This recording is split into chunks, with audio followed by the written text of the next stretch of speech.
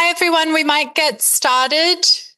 Welcome back to the third session of our symposium, the topic of which is the safety civility argument for anti-Palestinian repression. So this is obviously a theme that we've discussed already today, but we're going to hone into it more with this panel. My name is Finola Laughren. I'm a sessional lecturer in the discipline of Gender and Cultural Studies here at the University of Sydney, and I'll be the chair for this session. I'd like to begin by acknowledging that we're meeting on the unceded lands of the Gadigal people of the Eora Nation. Collectively, we pay our respects to elders past and present and stand in solidarity with First Nations struggle for self-determination and land rights. I'm going to introduce all our panelists, who will then speak for approximately 15 minutes each. After that, we'll have some time for contributions from the audience. A few things before I introduce the speakers. A reminder to make sure your lanyard is visible. We're, of course, anticipating a respectful exchange of views. Any heckling or disruption or racism of any kind will not be tolerated. If you feel comfortable doing so, please share your experiences of repression with us. There's a QR code on the leaflet on your seat, which you will also find in an email from us sent on Wednesday. Finally, and as the title of our symposium suggests, we want to free Palestine and free speech. So please consider materially supporting the Samir Project and the Community Legal Defense Center. The Samir Project is a Palestinian-led initiative working to supply aid to displaced families in Gaza. And the Community Legal Defense Center provides pro bono legal advice and services to people prosecuted for supporting Palestinian human rights. Again, you'll find the QR codes to donate to both these organizations on a sheet on your seat and around the lecture theatre. Another plug for a report called A Climate of Fear made by the WA Academics for Palestine. We have some copies available. So if you're interested in a physical copy, please come and grab one after the session. Okay, now allow me to introduce our speakers. First, Associate Professor Jumana Bayeh specialises in research of the Arab world, in particular its politics, culture, and diaspora. She is the author of The Literature of the Lebanese Diaspora, the co-edited collection Writing the Global Riot, and numerous articles on Arab diaspora fiction. She is the recipient of 2 Australian Research Council grants, a Miles Franklin Literary Award judge, and was president of the Australasian Association for Literature. She is also the proud daughter of Lebanese migrants. Jordy Silverstein, who will be joining us online, holds an Australian Research Council Future Fellowship entitled Intergenerational Stories of Statelessness, an Oral History Project at the University of Melbourne. She is the author of Cruel Care, A History of Children at Our Borders, and of Anxious Histories, narrating the Holocaust in Jewish communities at the beginning of the 21st century, and co-editor of Refugee Journeys, Histories of Resettlement, Representation and Resistance, and In the Shadows of Memory, The Holocaust and the Third Generation. She is the creator and host of the Being Stateless podcast. Third, Michael Edwards joined the University of Sydney as a lecturer in anthropology in 2024. An anthropologist of religious life, media ecology, and political change, he received his PhD from the LSE and was previously a postdoc in South Asian Studies at the University of Cambridge. Finally, Ihab Shalbak is a lecturer in human rights and social justice at the University of Sydney. Before joining the university, Ihab worked both in community and government positions, including as a senior research and policy advisor at the Australian Human Rights Commission. Please join me in welcoming the panelists.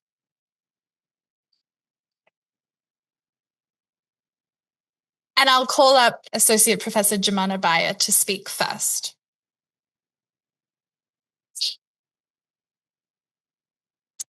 Hi, everybody. Thank you. Oh, this way. Okay, perfect. So that they can see me, I guess. Thank you all for being here today. And I am a last-minute addition, so I haven't prepared anything in particular. If I waffle a bit, I apologise if I'm not as coherent as I could be. I guess I'm here to tell you about what's happened to me at Macquarie University. Last year, Macquarie University, exactly a year ago, launched a work change proposal with targeted areas for redundancy. After a prolonged campaign, I was made redundant on the 4th of December. There's a strong correlation between those of us who were active in the union and who were targeted for redundancy. You can put the other pieces together. I went through an appeals process. It was grueling. There was a panel of 3 people, independent of the university, but 2 of them were appointed by the university. The 3 of them came back with a unanimous decision that the redundancy decision against me was, unfair and improper. An improper and unfair decision was taken against me for redundancy. The provost of my university, the DVC academic, Professor Rawdon Wilkinson, made the decision that the redundancy should be upheld. And so my position finishes at the end of the month at the university. Indeed, shame. Now, what's striking about this is how much they want to get rid of me. While I was going through the redundancy process, I was approached by my faculty research dean to apply for a future fellowship application. That process required me to submit an internal expression of interest. One of the things I had to answer in the internal expression of interest was, how do I and my project align with Macquarie's future teaching and research priorities? I wrote a paragraph on that. I went through the entire internal expression of interest process. I received an email, congratulations, you've been vetted. We want you to apply for a future fellowship. So I applied for a future fellowship. As you all know, or those of you who have applied for such things, you also need a letter from the DVCR's office of support to attach to the application. It's a 2-page letter. This 2-page letter includes several paragraphs on how Jumana is a vital member of the Macquarie University community, how Jumana will retain her position if she wins, like after she finishes the fellowship, should she be lucky enough to win, she will retain her position at Macquarie. Jumana Bayeh, after a careful review of the profile of her school and the faculty, is a vital part or is a central part, I can't remember the words off the top of my head, of Macquarie's future teaching and research alignment needs. I was made redundant because I lack alignment with Macquarie's future teaching and research needs. That happened on the 4th of December. That was when they told me I was redundant. On the 4th of November, they submitted that future fellowship application with that letter attached to it. So either I align or I do not align. According to the DVCA's report about my redundancy, he dismissed the future fellowship application on the grounds that these letters of support are written as routine and merely to satisfy the requirements of the ARC grants process. Yep. Yes. So this is where we are at the moment with my situation. I'm not sure what direction it'll go in, whether I'll take it further or not. I've been fighting for my job for a whole year. In that period of time, so earlier this year, a couple of months ago, I was called in to speak to my head of school about a lecture I gave to the students. There had been a complaint. I found out that the complaint was lodged by the head of Stand With Us, Michael, again, can't remember his last name. No, yes, who said, yep. It was submitted on behalf of a student. I don't know who that student is. He appeared on Sky News where they made a 13-minute profile about me in the lecture. He got hold of the lecture. He also wrote an article in J-Wire.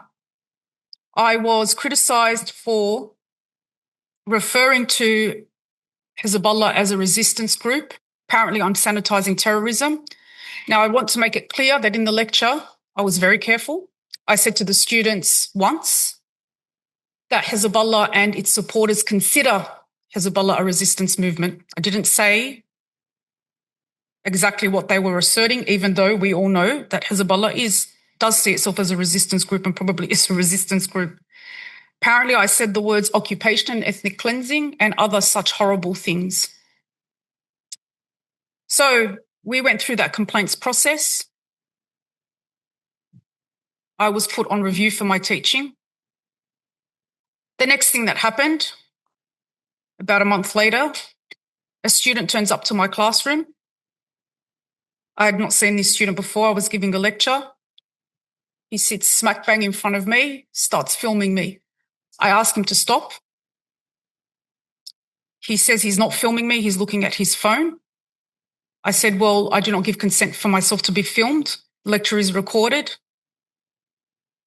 You can download it later. He puts the phone down. I look up again about 5 minutes later, same thing's going on. I repeat myself. He insists he's not recording me. At that point, I decide not to continue with the lecture. I apologise to the students. I tell them I will be posting notes, but I'm not obliged to sit here and give a lecture where I don't feel safe. He then says, mind your own business. This one student gets upset and tells the offending student, get over yourself. Offending student marches down and gets in the other student's face. It looks like there's going to be an altercation. I call security. The students waiting for me down. Well, I sat with the students for a little while after I made a report to security. We all walked out together. There was about 15 of them. The student was waiting for me downstairs at the bottom of the building. He followed me. I called security again. He says to me, you have to talk to me. I've done nothing wrong. And then he chilled. I felt a chill when he said to me, I can find you. Anyway, this was reported to student misconduct by my students and by myself. The university did act swiftly in this case. I'm sure some of you have heard me talk about a case in 2024 where across a series of lectures, I had another student who cheered, fist pumped, clapped every time I mentioned the Nakba, the current war in Gaza at that time in 2024, Israel's invasion of Lebanon in 1982, Sabra and Shatila, anything like that. The situation was reported. He also filmed me in class, and I found out from my students that he texted images of me with words underneath them like, call in border control, she needs to be deported back to Lebanon or something. The irony of it is I teach in North Ryde and I was born in Ryde Hospital, so there was nowhere to really deport me. But anyway, the university refused to act, completely refused to act at every level, from my head of school at the time to student misconduct to all of them. Yep, pretty shameful indeed. I'm not sure what conclusions you want to draw from this or what conclusions I can draw from this, except to say, and I don't mean to say this in a chilling way, and you all in here know this, that if they can come for someone like me, they can kind of target anyone and get away with it. I'm not anyone special. I'm, just another regular academic who wanted to speak up about the annihilation of my kin and the devastation of the homeland of my parents, a place I feel very attached to, even though I wasn't born there. And I did so very responsibly with a great, I use the knowledge that I have to bring awareness to the issues. But that did not stand me in good stead. Now, the university is going to assert that what they would probably call advocacy had nothing to do with my redundancy, but, they also said I don't align when they said at the same time that I do align. So you make of that what you want. But what I really want to impress upon maybe someone's here in the room and they're listening, or someone at home. We have colleagues that have abandoned us. I have colleagues that are considered workplace friends who for the last 3 years have not spoken to me. And particularly when the redundancy issue came to the fore, they really didn't make any contact at all. I know that they're aware and they have offered not one piece of solidarity. That abandonment, while maybe not surprising, has absolutely scarred me. And I think it scars everyone. It's not something that I can just dismiss by saying, oh, well, what did you expect, Jumana? I did not expect people who are feminists, people who advocate for, the environment, people who want to stand up to, for their workplace rights. I did not expect them to run and hide like this and treat me as or treat those of us that were speaking up about Palestine as poisonous creatures. Some of them, my most immediate colleagues, are card-carrying communists. They read Marx from cover to cover. They have a lot to say about class politics, and they didn't come and, offer me any support. A couple of them built their careers on the back of writing about Palestine, and I haven't seen them say a word publicly about Palestine or even to me in private. These are all ironies that we're aware of. It doesn't mean that we don't talk about them. It doesn't mean that when we have the opportunity to tell those people that they're doing wrong, we shouldn't shy away from it. It might make them feel uncomfortable. It might make you feel uncomfortable, but they need to know that they're failing. I'm finished. I'll leave it at that. But thank you all for listening to me. And we have to keep fighting. I'm absolutely exhausted, but I'm not giving up. There's no choice but to keep going. So, of course, free Palestine, hands off Lebanon, and all the other things that we say, and, from the river to the sea, and globalise the intifada and all of it. Thank you very much.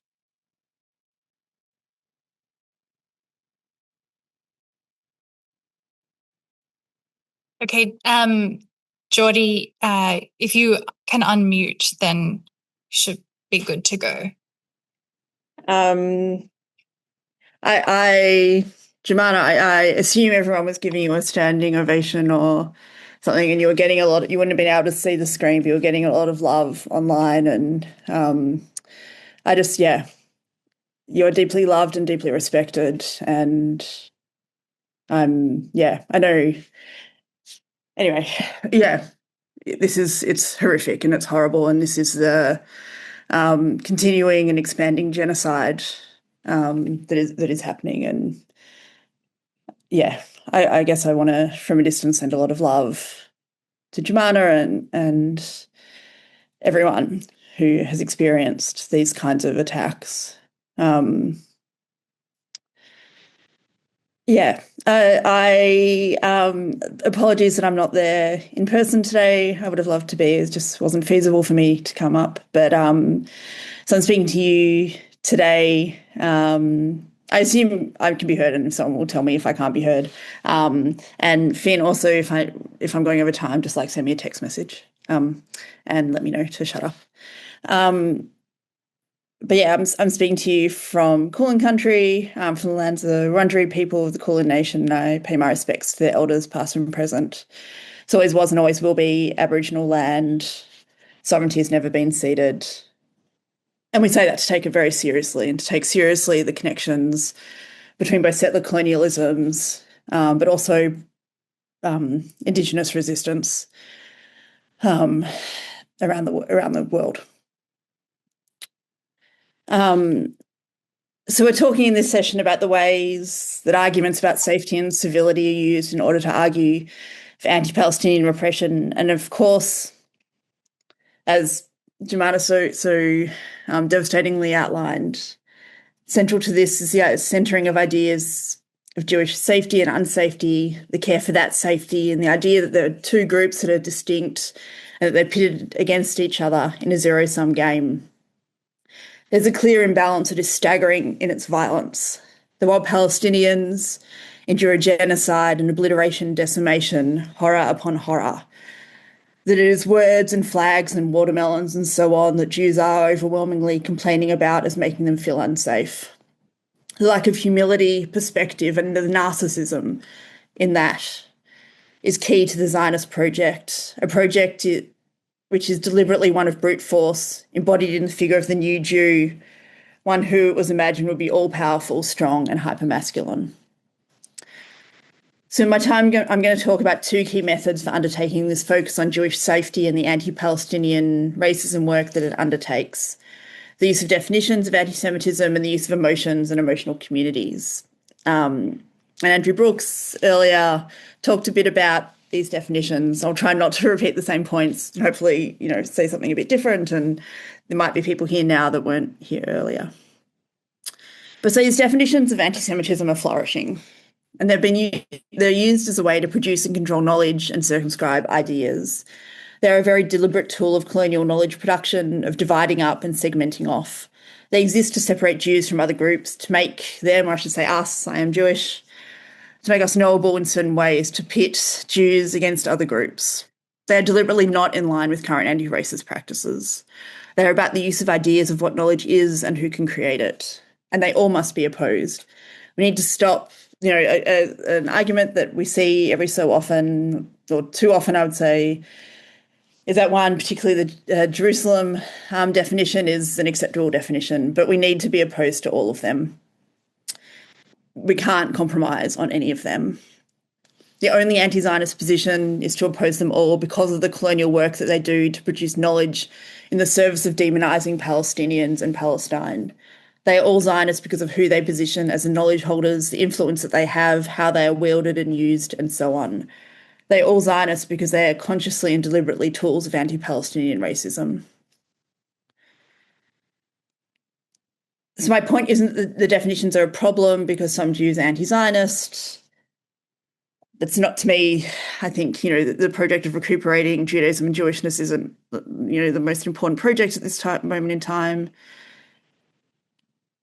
But they're a problem because they are part of creating this culture of caring about safety for one group of people and deliberately creating unsafety for other groups.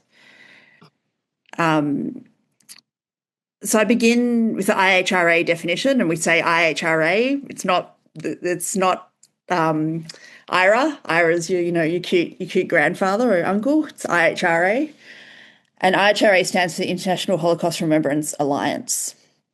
So opening sentences of the IHRA definition are general and vague enough to be relatively meaningless. The examples that accompany the definition provide a distorted idea of what anti-Semitism is and how it should be understood.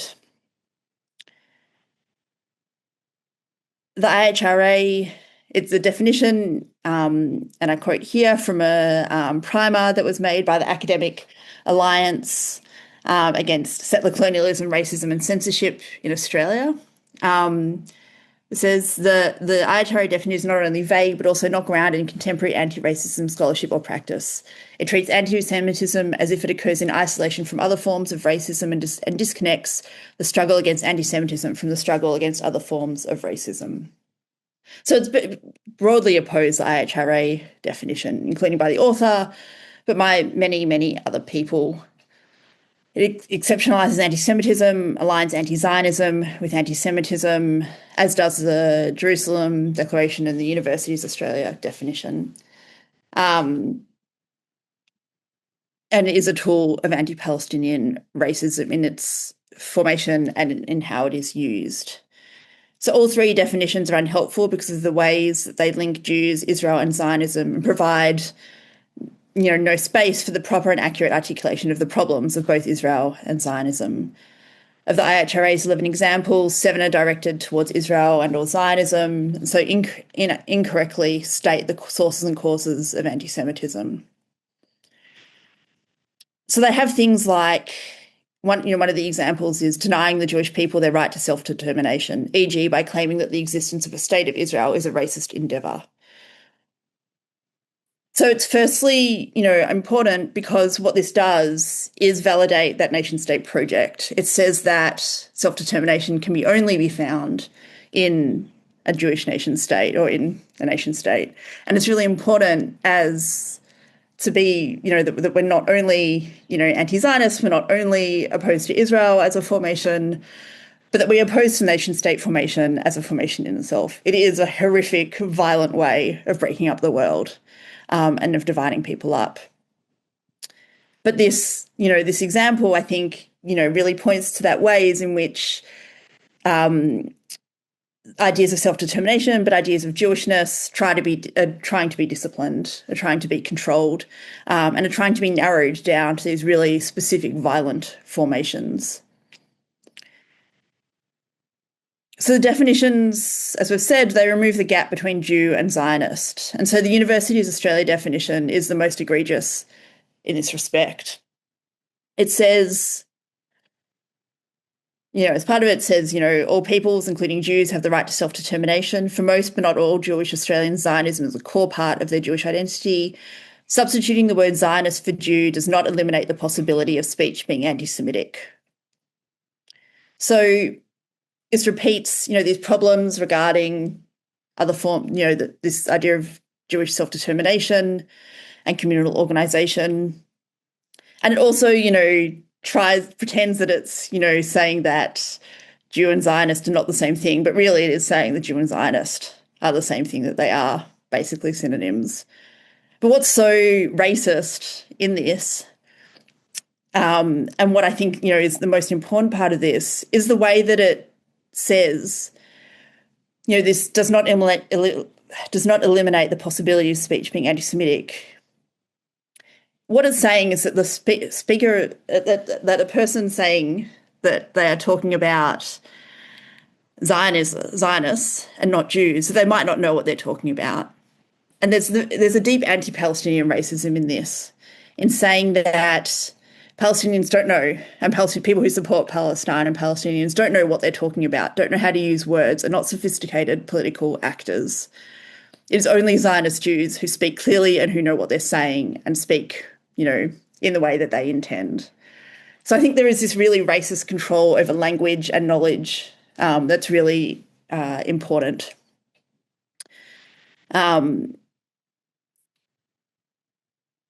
And we see this, again, and Nama mentioned Charlie Pickering, and I think, to raise him again, but he's just, the most recent example, or most public example of this.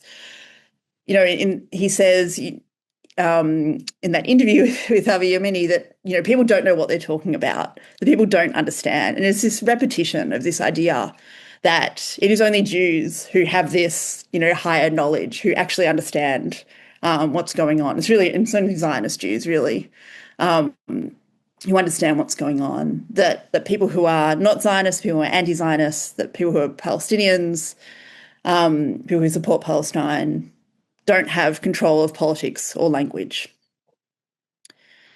And so here we come to this idea that I want to talk about of emotional communities and the ways that emotions are used to create these ideas of knowledge which lead to practices of creating safety and unsafety for particular kinds of people and particular types of people. So the preeminent argument circulating in universities is that Jewish safety is the first concern, and that what precisely Jewish safety is known and can and should be catered for. And this understanding relies on a set of emotions and a project of emphasising certain emotions. So we, of course, really alongside that need to understand that feeling discomfort is not the same as experiencing anti-Semitism. Being challenged, that actually attending university is a really important place to be challenged in your ideas. And it was at university that I became anti-Zionist. I entered, Melbourne Uni as an undergrad as a Zionist Jew and was luckily exposed to Palestinian politics and to Indigenous politics and knowledge and history telling.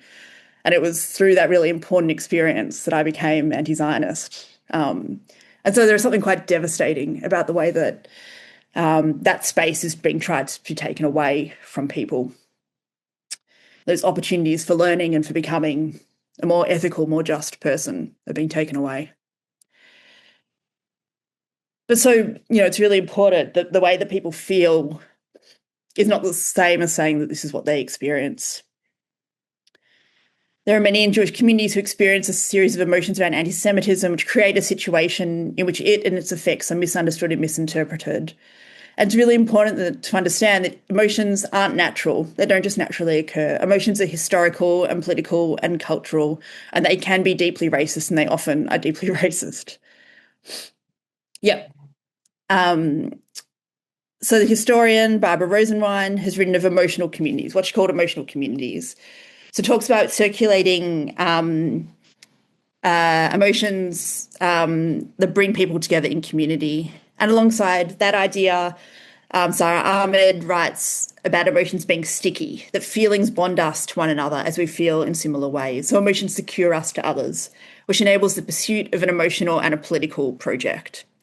So emotions, Ahmed says, aren't static, but that or reside in subjects and objects, but they are produced through circulation or interaction or sharing between people. And this circulation directs where certain feelings should go and when they should stop. It determines who is the side of empathy and who of intolerance, whose histories are narrated and heard and which are dismissed. And so people are recruited into community through the use of emotions, and the emotions around Jewish safety are being used as primary, as we've repeatedly seen.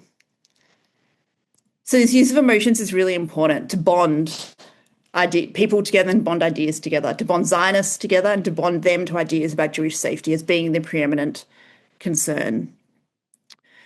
And I think we saw this articulate well, and I'll finish with this, that it was this moment that was just so stark when it happened in the Royal Commission, and then in Nick Reamer's excellent piece in Overland the other day, that I assume everyone has read it, but if you haven't, go read it. He talked about this moment as well. But this testimony from a woman who had been near the protest at Town Hall Square in Sydney on October 9th, 2023. And she talked about, being there. She said it was going to be a passionate affair for the attendees. And she said, and as a Jewish person, we have had many generations of discrimination, and there is a bit of a sixth sense when things are going to be potentially uncomfortable or even dangerous for us. And I just started feeling a rush of adrenaline and a really strong feeling that it wasn't the right place to be a Jewish person, right? This sixth sense, this notion of a felt and embodied knowledge, which is beyond question, beyond reproach, is central in the project of establishing care for Zionist Jews and the active erasure of Palestinians and their emotions as human. It is a central colonial tool which uses safety as a discourse to further anti-Palestinian racism, and thus the repression of Palestinians and all who speak up for Palestine, and thus the ever-spreading genocide. And I'll leave it there. Thanks.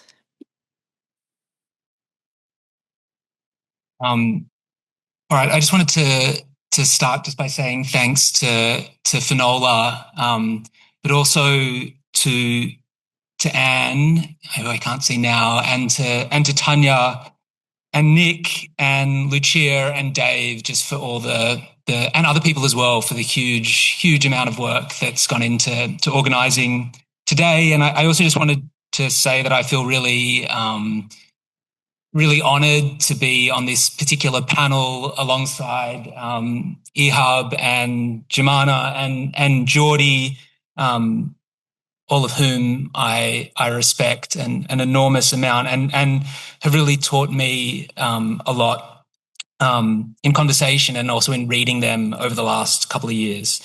So I'm going to also, a bit of reverb. All right, I'm going to also talk about safety and civility, and it will resonate with some things that have been said already in this panel and others, and that's it. I'm already done. All right, thank you very much, everyone. So, yeah, there's been a lot said already I think about how these things, safety and civility, get weaponized to censor speech that some might find offensive or uncomfortable. I think there's been a lot said about the kind of ideological structures that these ideas, safety and civility, so often rest on, and not least the way in which the civil-uncivil distinction both emerges from and reinforces racist logics. Now, I want to approach these same issues by saying something about context. So I joined this university at the start of 2024, 3 months into the genocide in Gaza.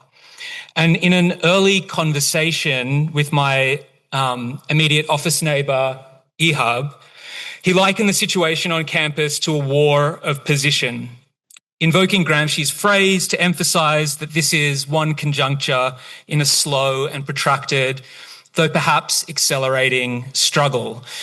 And in their really brilliant 2024 article on BDS activism and pro-Israel repression at Australian universities, Jumana and Nick also invoke this term, war of position. Now, I think that framing is right. And I also wonder if what is often at stake here on campuses and elsewhere is not just a contest over the hegemony of certain ideas and certain facts, but a contest over context, or what gets to count as context and who gets to decide that. Now, the word context appears in the description of this symposium. It speaks of the need to, quote, set the current crisis of repression at Australian universities in a wider global context. But context is perhaps also on my mind because I just finished just last week teaching a large introductory anthropology course. And if there's one thing that course drills home, as with so much of the social sciences and the humanities, it's that context matters. Just the very simple, basic point that practices and beliefs might be better understood by some reference to context, usually social or cultural, but also economic or political or ecological, and so on. In fact, the anthropologist Marilyn Strathern talks of anthropologists as purveyors of context. Now, as students go further along in their studies, we do much to complicate this notion. What is context anyway? Anthropologists increasingly recognise that their impulse to defer or refer to context is a perilous exercise. Context is always made, never given. Bringing in context can confound as much as it can clarify. And for the anthropologist Naisagi Dave, context tends not to really explain things, but so often to explain them away, rendering them sensible, legible, so that they find their place within what is already known. Contextualization in that sense can be a form of mastery or control, a way of exerting authority over other ways of being. So the takeaway here is that context can be and should be contested. And it seems to me that when we're talking about anti-genocide speech at universities and about Zionist repression, sometimes what we might actually be talking about is a kind of struggle over context. So what might it mean to name the context of today's symposium? The context is ongoing genocide, Israel's killing of Palestinians just this week in Gaza amid the purported ceasefire, adding to the over 70,000 people killed, with the number likely much higher. The context is Israel's expanding invasion of Lebanon. The context is the contemporary university, the upswell of support for Palestine among students and staff, and increasing efforts to silence forms of solidarity on and off campuses. But the context is also decades and centuries of empire, of colonization and racism that linked struggle and resistance in Palestine to struggle and resistance on this continent. The context is perhaps all of these things and more. Pro-Israel voices would sketch the context differently. The context for this symposium, they might argue, would likely be the apparent anti-Semitism crisis at universities, pointing to the ways in which context can be used to misdirect and to mystify. Nowhere was this on such clear display than in the immediate wake of the anti-Semitic shooting at Bondi, when there was an attempt to link it to pro-Palestine protests. as though the context for the attack at Bondi was the Harbour Bridge or the front lawns of Sydney University. At other times, Israel's defenders work not by insisting on a particular context, but by refusing context entirely. We might look to the Royal Commission for some examples of the latter. Defending the Commission's use of the IHRA definition, the Commission has stressed that whether something was actually an example of anti-Semitism had to be determined, quote, in its overall context. Now, as Nick observed in this article that Jordy just mentioned last week, this really comprehensive reading of the first block of hearings, context was rarely brought into view. What this meant was that alongside evidence of real anti-Semitism, witnesses were able to recount multiple events that they experienced as anti-Semitism, speaking to Jordy's point just now, including encounters with Palestinian flags, posters, badges, kafirs, and protests without these being challenged, allowing for the public airing of precisely the kind of anti-Palestinian racism on display in recent years, including at universities, and which is continuous with the dehumanisation that helped set the conditions for the genocide in Gaza, that is part of its context. Now, Nick goes on to recount the fact that, quote, for several witnesses, the special status of anti-Semitism means that it can never be contextualised. To explain or contextualise anti-Semitism is to excuse it, end quote. Now, the truth, of course, is that to contextualise is not to justify, and that to ignore the very well-established fact that anti-Semitism around the world increases in proportion to the number of Palestinian people that Israel kills does nothing to protect Jews. That reality, that anti-Semitism increases in proportion to the number of Palestinian people that Israel kills, is of course not the fault of Palestinians. As the historian Barnaby Raine put it recently, the Israeli state treats diaspora Jews as human shields. They attempt to strap us to Israel, planting us in the line of fire by tethering our identity to their genocide.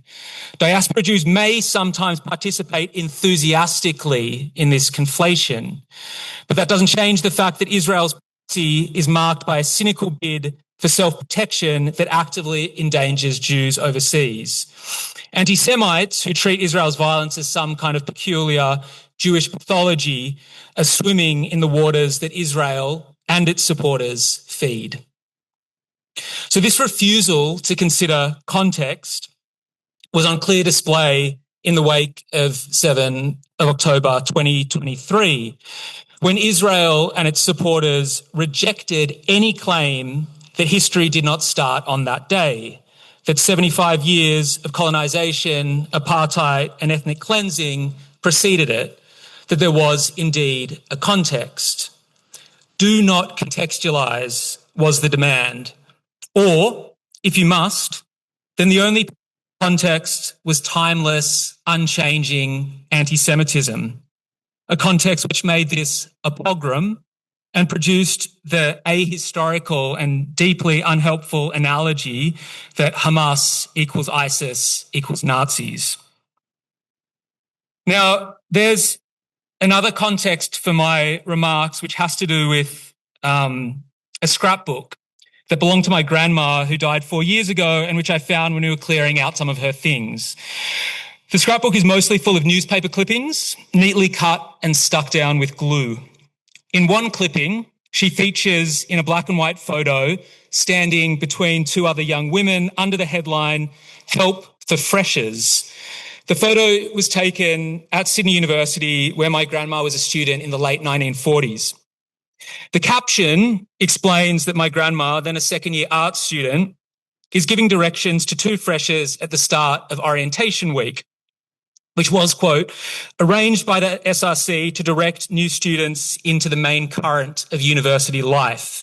And then the caption continues, lectures are being given on sex and communism. Now, for a while now, I've really wanted to know more about the content of these lectures, as in sex and communism, for or against.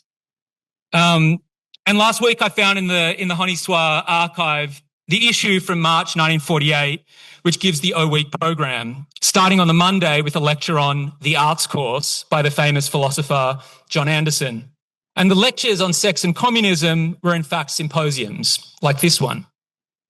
The post-war years at Sydney were a time of renewed student radicalism, animated in by growing internationalism when students looked abroad to what was happening in Indonesia, in Malaya, and to the growing resistance to the French in Indochina.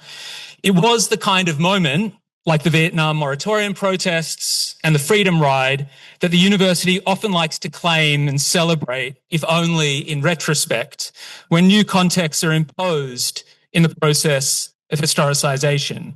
And I think even as we need to also recognise, as was spoken about a little bit in the previous discussion, the ways in which the university has, of course, never been a neutral institution either.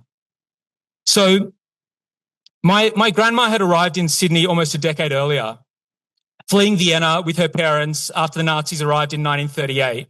And members of her extended family in Poland and Germany did not get out and were killed in the Holocaust. My grandma's 18 in the photo in the scrapbook, like the undergraduates I've just finished teaching, and the year is 1948. On the opposite page of the scrapbook is another clipping, also from 1948, which I think is from a local Australian journal that was published, affiliated with the Women's International Zionist Organisation, or WITSO, and published monthly between the 1930s and 1960s. The clipping, which also features a photo of my grandma, announces her as a candidate for the coronation ball of the JNF, or the Jewish National Fund, to be held on the 23rd of November 1948. And she'd been named as a candidate for JNF Queen at the previous WITSO event at the Paddington Town Hall that September. So what is the context? The JNF was established at the 5th Zionist Congress held in Basel in 1901. Its primary objective was to purchase, it's a quote, to purchase, take on lease, or in exchange or otherwise acquire any lands, forests, rights of possession and other rights in the prescribed region, Palestine, for the purpose of settling Jews on such lands. As Sari McDeasy and many others have shown, the JNF has played a central role in the colonisation of Palestine ever since. First, by appropriating land exclusively for Jews, in their words, for Jewish people everywhere, thus materialising Israel's apartheid logic, and later, after the establishment of the State of Israel, through projects of greenwashing, rolled out under the banner of making the desert bloom, and most visibly taking the form of mass tree planting. For Ilan Pappé, the true mission of the JNF has been to conceal visible remnants of Palestine, not only by the trees it has planted over them, but also by the narratives it has created to deny their existence. Okay.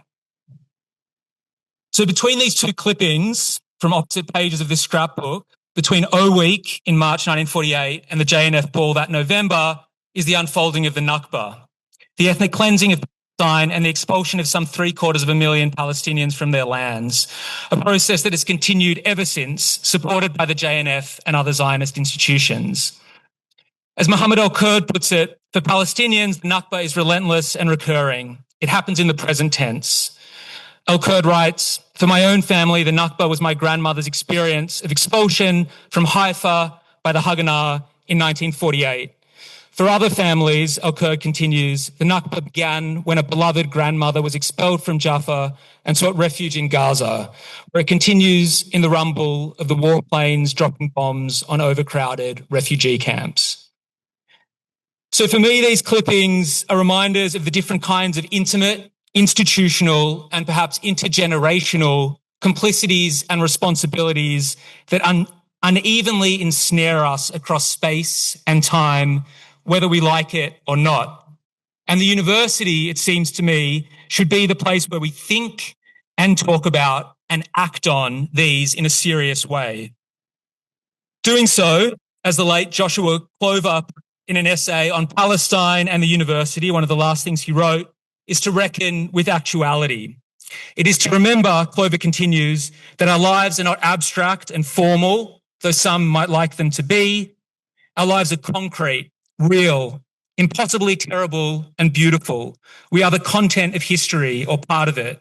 We're obligated to describe this history adequately, to grasp its actuality with both hands. It is this task to grasp the actuality of history with both hands, which is both increasingly threatening to some and increasingly under threat from a program of censorship, which, as Nancy Fraser and others have written, is often animated by a form of philo-Semitic McCarthyism, wherein, quote, false and exaggerated affection for one group of Semites, the Jews, is used to justify the hate-filled oppression of another group, the Palestinians. Threats to Jews are grossly magnified when not invented. Palestinian suffering is erased, rendered invisible, non-existent. So often, this pursuit of Jewish safety involves the essentializing of Jews and their tethering to an image of Western civilization without any recognition of what Western civilization has meant also for Jews, and without attention to the way that civilization's most vocal contemporary defenders so often have Jews alongside Muslims, Arabs, and First Nations people so clearly in their sights. So I just want to close by saying that I don't bring up my grandma here to use this as a forum to seek her absolution, nor mine. And I think too often Jews like me and Jordy are centred and celebrated for having undertaken, including in forums like this, undertaken some kind of process of discovery that's allowed us to see Zionism for what it really is, as though that process is hard and laudable.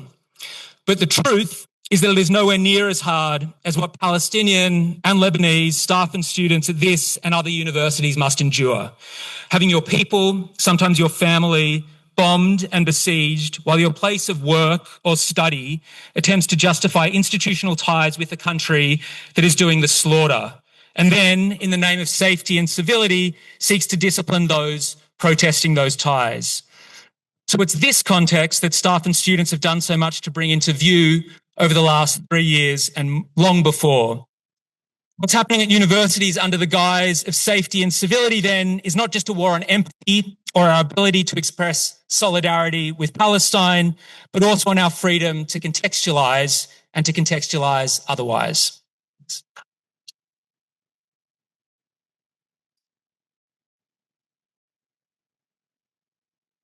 Thank you, Michael. And Jumana is not with us, but I would like to thank her for sharing her experience with us. And when we are approached, Michael and I, to talk on this forum, it was about safety and civility. So I thought, okay, just I'm not considered in the safety side, so I will be talking about civility. The lament for the lost virtue of civility on university campuses has become a rallying cry that brings together risk-averse university administrators, liberal equivocators, and Israel's defenders. For example, in 2024, the University of Sydney accepted the sweeping recommendations made by Bruce Hodgkinson to enforce civility rules that involve restrictions on free speech and academic freedom, largely in response to some feeling of distress at the university handling of the incumbent. Around the same time, I received an invitation from the University Campus Collaboration Initiative to participate in a closed roundtable meeting on defining an acceptable speech, the role of definitions in protecting civility on campus. The egalitarian illusion of the round table, along with the egalitarian promise of civility, swiftly disappeared as I read the text of the invitation. The plural title, definitions, quickly dropped, and I was presented with one particular definition, that of anti-Semitism. One particular group of concern, Jewish staff and students and their safety, and one particular animating date, the 7th of October, 2023. In both cases, the Hutchinson report and the campus collaboration initiative, civility was presented as a necessary foundational ideal of public debate and academic life. However, attaining this ideal is predicated in the first case on enforcing restrictions and in the second case on reproducing hierarchies. Okay, yes, that's good. Do you hear me now? Okay, good. In the current context, the return to civility, civility has a complex political and cultural history. Civility is closely linked to the consolidation and exercise of modern state power. And civility normatively, as Sharika Tangrana argues, favored white, bourgeois, male, and heterosexual ways of being in the world. In the second part of the 20th century, civility lost most of its normative capacity as a result of the struggle of marginalized groups for equality, dignity, and different ways of being in the world. But civility seems to be making a comeback. In the current context, the return to civility should be seen as a project of institutional and cultural restoration of power and status of those who feel challenged by the egalitarian demands of marginalized groups in society. Civility in this context promises equality while fostering distinction along racial and ethnic lines. It extols the virtues of nonviolence while licensing institutional coercion and authorizing state violence. Indeed, one of the main recommendations of the Hutchinson's report is approaching the New South Wales Police and the Federal Police with a view to entering into, with them, formal protocols which set out how they can assist the university if the needs arises. To understand what civility does on our campus, I propose to revisit the political experiences that the concept of civility corresponds to, and to examine the nature of a public political word constituted by civility. In his famous book, The Civilizing Process, sociologist Norbert Elias traced the symbiotic development of polite manners, court society, and political absolutism from the Middle Ages to the 19th century. Elias paid close attention to the state and coercion as the ground upon which civility is made. For Elias, civility was part of the moral economy of a reorganization of violence in society. As the absolutist state monopolized violence, civility stepped in to move violence out of sight. Historian of science Mario Bijoli builds on Elias's findings to show the codes of civility associated with political absolutism framed the conditions of possibility of a range of scientific sociabilities, forms of authorships, and notions of evidence. Association with the princely court enhanced scientific standing on the condition that one avoided endangering political absolutism and produced instrumental forms of knowledge. Centuries later, in our own context, civility is associated with the emergence of authoritarian tendencies worldwide and with the ascendancy of authoritarian managerialism in the university. In the present situation, authoritarianism forms the grounds upon which civility is made. Civility is part of a wider attempt to recentralize power in the hands of risk-averse administrators. This decentralization, as Joanna Scott puts it, transformed the university from a place where ideas are contested, debated, and exchanged to one in which vigilant risk managers allow consumers and stakeholders to influence what can and cannot be said. It is important to note that the burden of civility in the authoritarian university is not distributed equally. The history of civility is closely linked to the question of race, class, and gender. In 1974, John Mary Ihab, a sociologist of religion, wrote a book about how the Protestant etiquette of civility impacted emancipated Jewish intellectuals like Karl Marx and Sigmund Freud. These intellectuals were placed in an impossible position.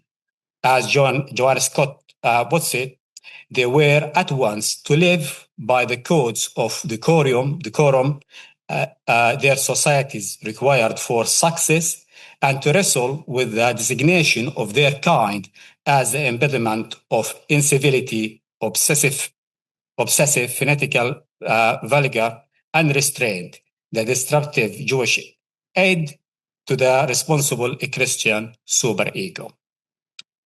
At the functional level, civility was introduced as a replacement of the legal restrictions imposed on Jews in Europe in the Middle Ages. Modernity replaced overt external constraints with subtle ethics, aesthetics, and etiquette to be internalized and followed as one moved through institutions of social mobility like the university. Failing to observe Protestant etiquette was to relapse into incivility. For Ihab, this was the ordeal of civility. Jewish intellectuals were subjected to, for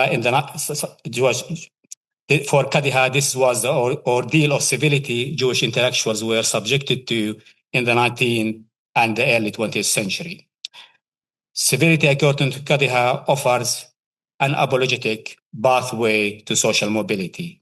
It requires, at minimum, the bifurcation of private affect from public demeanor. For colonial subjects on campus who are well aware of the complex association between civility and civilization, it is not clear if we have been invited to pledge allegiance to civility or summoned to conform to dictates. In the colony, civility constituted the assumed moral and cultural superiority of the colonizer over the barbarity of the colonized. Civility is a reminder to colonial subjects at the university that the ordeal of working on the self is never done. In our current circumstances, for a Palestinian to follow the institutional rules of civility is to deny her own experience and to ignore her own history or keep them as private matter, bifurcating private affect and public demeanor, as Ihab put it. Civility here requires self-negation. In a civilized company, a Palestinian must accept that the subjective and emotional safety of some is superior to Palestinian suffering and subjection. What the cartoon handler means to a Palestinian matter less than what it means to an imagined observer.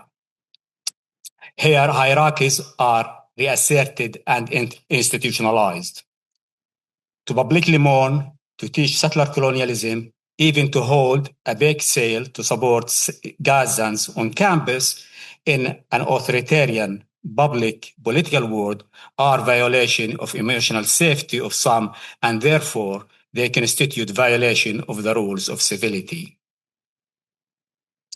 In the authoritarian university, civility is part and parcel of what Theo Alders calls trapdoors that manifest when rules that usually do not impede activities are selectively enforced with disproportionate zealousness to prohibit unwelcome opinions such as a pro-Palestine position, while sidestepping any political discourse. What defines trapdoors, like the violence of the absolutist states, is their being hidden in plain sight, both within the academic bureaucracy and from the public eye. So today, we cannot afford to ignore civility as a product and producer of an authoritarian reorganization of power in the university. The current ordeal of civility, rather than opening an institutional space for dialogue and discussion, shuts down not just political expressions, but the very possibility of inquiry into the structural determinations that render some lives and narratives more valuable, credible, and actionable.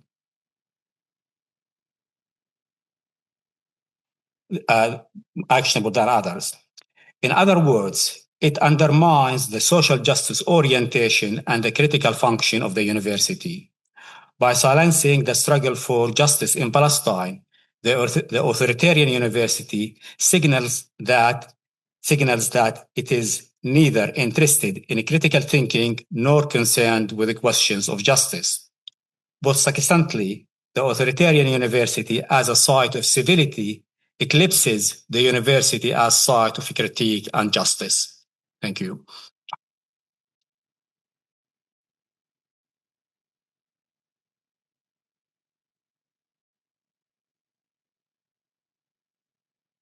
Thank you, Ihab, Michael, Jordy, and Jumana. Jumana has had to step out to join a union meeting about her employment.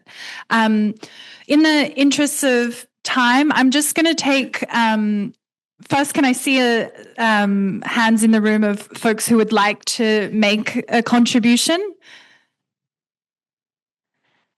So I'm just going to take 3 contributions in a row, and then I'll ask the speakers to respond. Yeah, woman at the back. Thanks, Stage.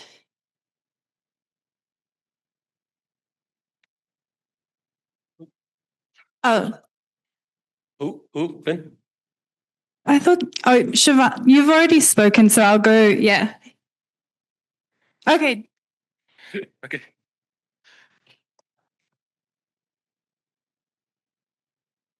Thank you for that. Really appreciate all of the points that people have made in this session.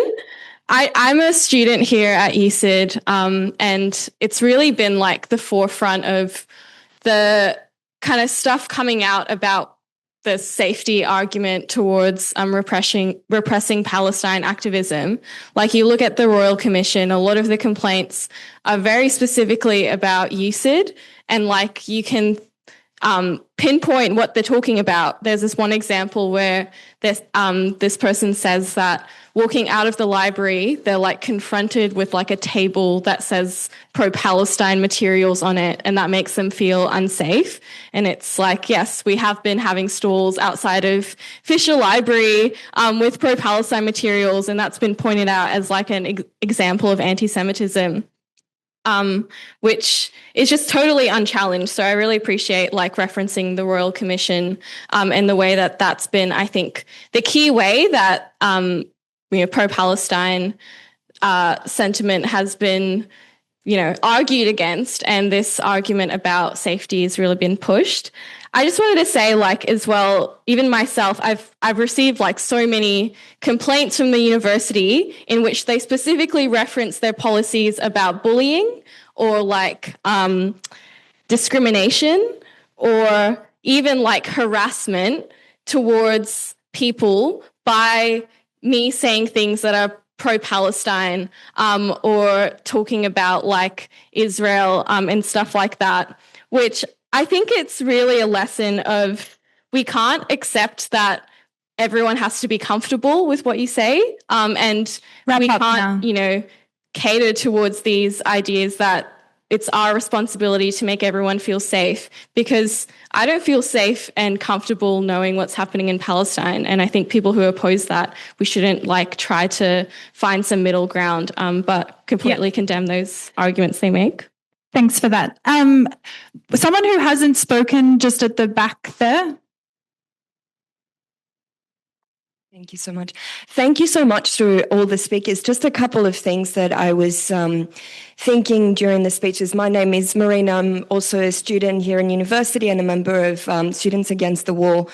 I think when we talk about repression, especially in the context of Palestine, it needs to come with a conversation about resistance.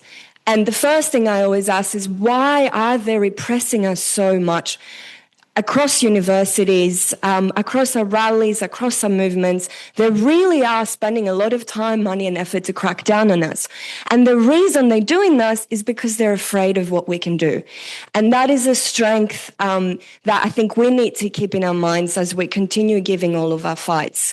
Especially in the context of University of Sydney, I think they're scared of us because when the Vice-Chancellor tried to bring IDF soldiers on campus, there was over 100 of us saying that we do not stand with that. This university and the students stand with Palestine. In the same way that when they crack down, and sorry, this might have already been mentioned, but when they crack down on university students for speaking about Palestine, and teachers, of course, who do that work together, and for using the handler symbol as an anti-Semitic thing, we fought that campaign and we won that campaign. And that's why they're scared of us. But to win that campaign, and that brings me to the second thing that I was thinking about, is what is required is this sort of collective action from below with university students, with teachers, with everyone involved. And it was exactly that kind of, I'll say this and wrap up, exactly this kind of collective action. Another great example of victory, because it's important to remind ourselves of the victories that we've had along the years and along the way, is the Vivid campaign we ran last year with MBA sponsoring Vivid. Horrible, yes. And they dropped it this year after protesting and after artists pulling out of Vivid. We had again another victory. So repression and resistance together. Thank you. Thanks. The Palestinian woman just here, you had your hand up. Yeah. Thank you. I don't know your name. I'm sorry. Good. Hi. Once again.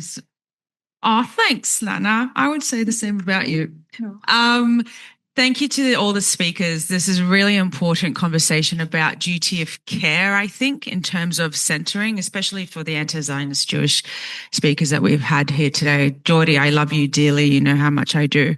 But I always come back to the thought of the sense of safety on campus and the duty of care that academics have towards their students. So I wonder, from your perspectives, what it is that academics can do to support students that are feeling unsafe within these realms of duty of care, of equity and inclusion and diversity and all these policies. But what is it, and what is incumbent upon academics to stand up for their students? Thanks. And maybe just one more question, then we'll go back to the panelists. Yeah, Joe. Thanks. Look, in my fight with the university over several years now, one of the things that really stands out is just how hopeless middle management are at doing their jobs.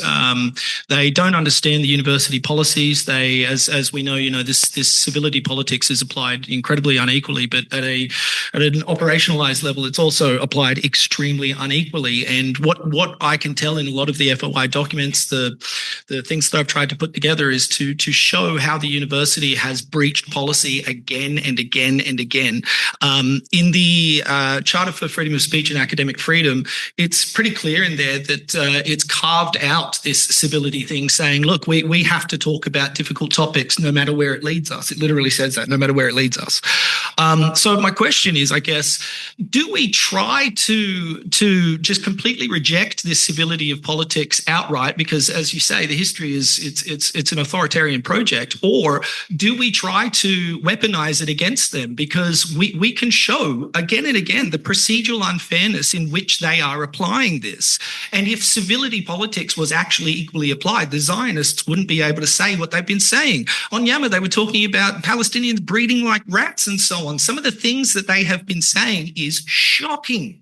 So why haven't we been able to apply the policy to them? Thanks, Joel.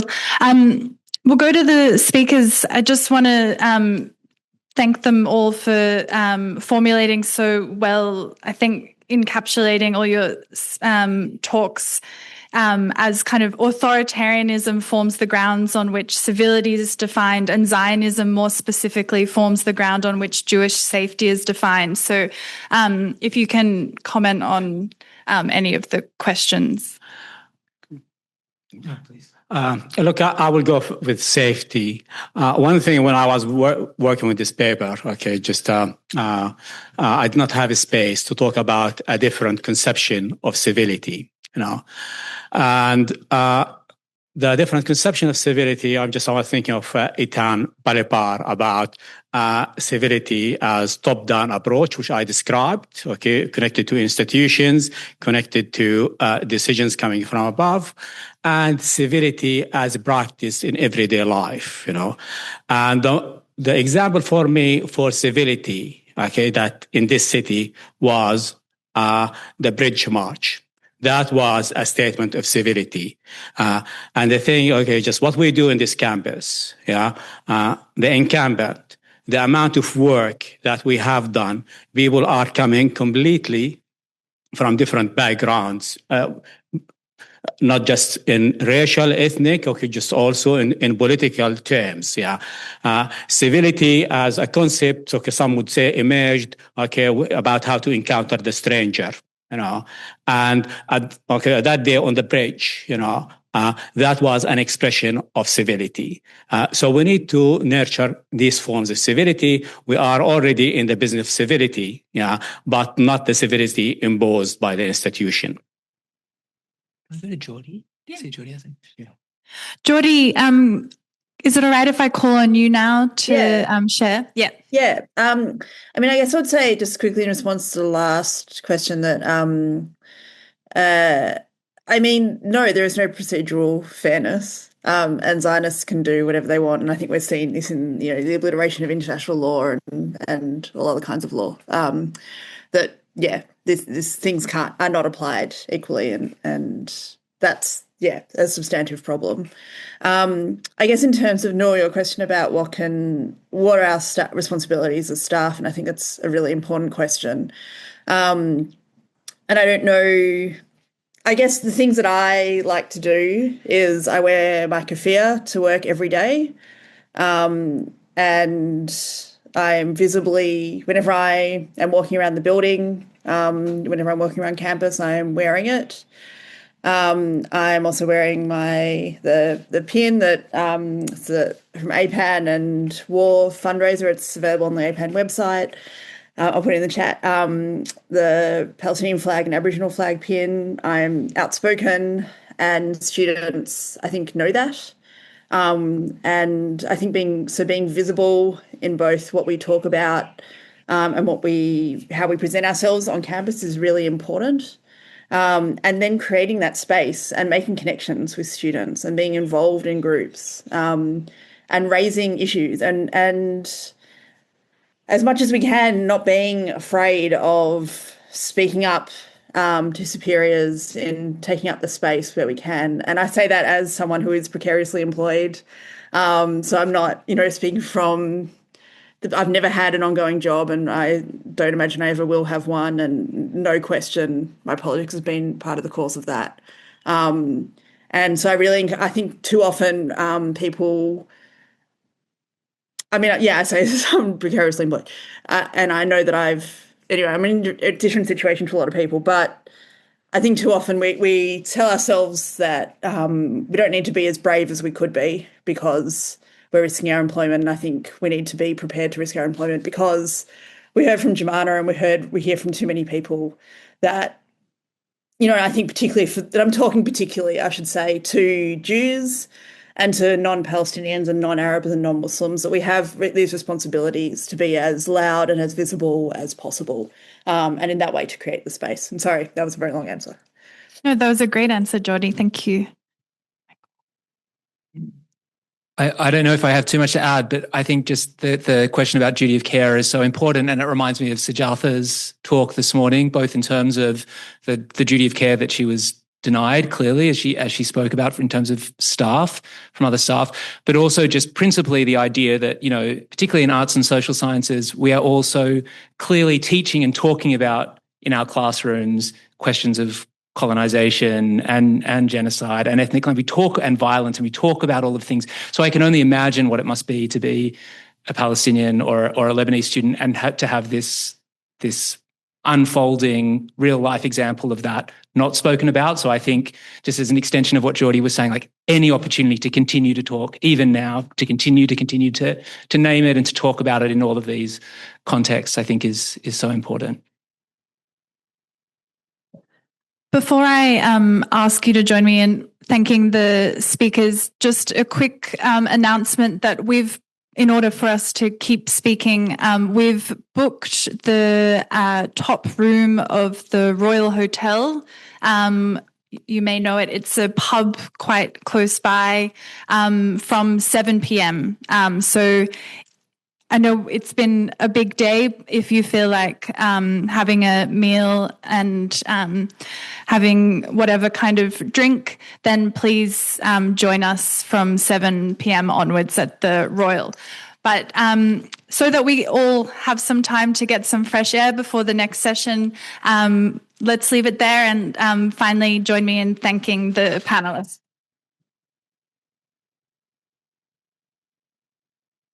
I'll be back at 3:15.